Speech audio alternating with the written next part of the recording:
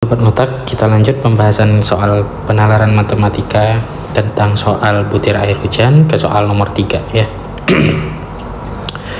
Di soal nomor 3 ini, di sini dikatakan jika hujan turun dengan butir hujan yang memiliki radius akar 2 per pi milimeter, jumlah butir hujan yang diperlukan untuk membasahi atap tersebut paling sedikit itu ada berapa butir gitu ya. Jadi kalau kita mau tahu berapa banyak butir hujan yang dibutuhkan untuk membasahi bagian atap, sebenarnya kita cukup menggunakan bidang khayal yang kita miliki ya teman-teman ya. Nah, bidang khayal yang kita miliki itu adalah bidang yang datar begini ya. Kenapa bidang datar yang kita gunakan? Karena logikanya begini, kalau bidang datar ini penuh dibasahi oleh air hujan, otomatis itu menyatakan bahwa bidang yang berada di bagian bawah yang berbentuk sisi miring ini juga akan penuh dibasahi oleh air hujan gitu ya.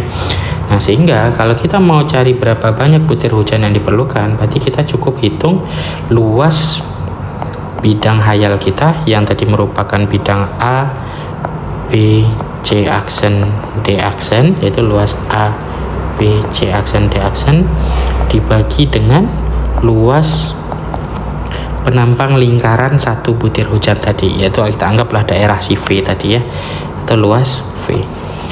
Nah, berarti kita cukup hitung luas A, B, C aksen, D aksen. Nah, untuk menghitung luas A, B, C aksen, D aksen ini kita butuh panjang sisinya.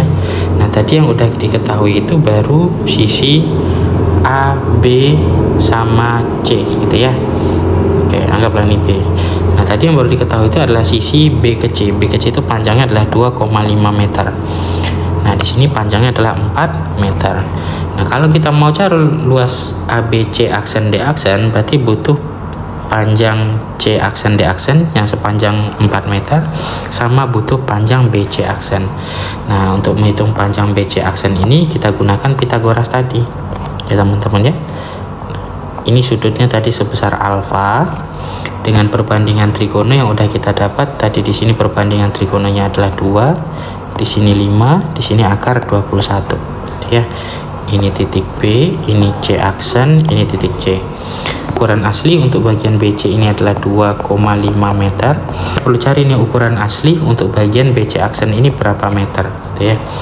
Nah, cukup kita gunakan perbandingan saja. Anggaplah ukuran aslinya ini sepanjang X meter. Berarti nanti kita gunakan perbandingan 2/5 akan sama dengan X per 2,5 meter. Sehingga kita peroleh nilai X, tinggal kita kali silang 2,5 kalikan dengan 2/5. Berarti nilai X sama dengan 5/5. Sehingga diperoleh nilai X nya itu adalah 1 meter. Jadi panjang bagian penampang untuk bidang khayal kita yang bagian datarnya. Nah, sehingga kita punya bentuk bidang khayal yang bentuknya berupa persegi panjang itu dengan panjang sisi 4 meter kalikan dengan 1 meter. Nah, sehingga tinggal kita hitung tuh luasnya. Luas A, B, C aksen, D aksen sama dengan 4 meter kalikan dengan 1 meter. Sehingga kita dapat luasnya itu 4 meter persegi. Nah, kebetulan karena radius dari air hujan kita itu satuannya adalah milimeter, jadi kita rubah aja sekalian dalam bentuk milimeter kuadrat ya. Nah, meter kuadrat ke milimeter itu turun karena dia kuadrat, kita tambahin aja nolnya sebanyak 6 buah, berarti jadi 4 juta ya. Berarti luasnya adalah 4 juta milimeter kuadrat. Nah, sekarang tinggal kita hitung luas si V atau luas penampang lingkaran dari air hujan kita. Nah, luas V itu adalah luas lingkaran. Apa luasnya? Pi kalikan dengan R kuadrat. Dapat kita Pi, R-nya tadi berapa pada soal? Jari-jari pada soalnya itu adalah akar 2 per Pi dikuadratkan. Kita dapat Pi kali dengan 2 per V. Karena akar kalau dikuadratkan, akarnya jadi hilang. Pi-nya bisa coret, dapatlah luasnya itu sebesar 2 gitu ya. 2 mm kuadrat. Karena luas bagian bidang khayal kita sudah punya, luas lingkaran dari tetesan air kita juga udah punya, tinggal kita bagi. Jadi banyak butir hujan